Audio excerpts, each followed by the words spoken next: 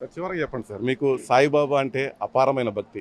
ఆ సాయిబాబా అన్ని సమస్యలకు పరిష్కారం చూపిస్తారనుకుంటున్నారా ప్రజలకి? ఏమండి, ఆగామి కర్మ, సంచిత కర్మ, ప్రారబ్ధ కర్మ మూడు ఉంటాయి. జరగనున్నది జరగక మానదు, కానున్నది కాక మానదు, పోనున్నది పోక మానదు.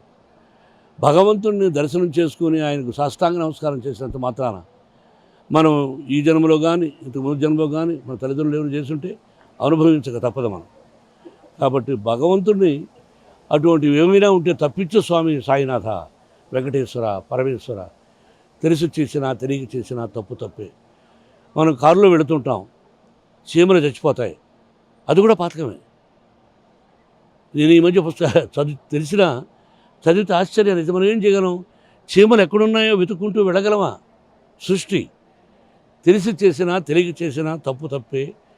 మనం చేసిన కర్మ ఏదైనా ఉంటే ఈ జన్మలో అనుభవించక తప్పదు.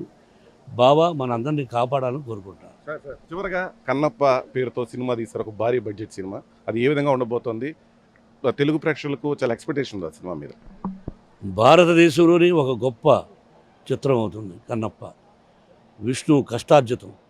ఆ విష్ణు పడిన కష్టం ఒక కొత్త కోణంలో హీరోని చూస్తారు.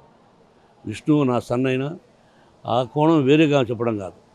దీనిలో ప్రభాస్, శరత్ కుమార్, మోహన్ లాల్, అక్షయ్ కుమార్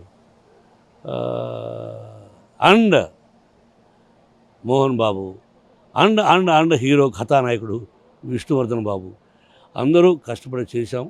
ఈశ్వరేచ్ఛ, భగవంతుని ఆశీస్సులు.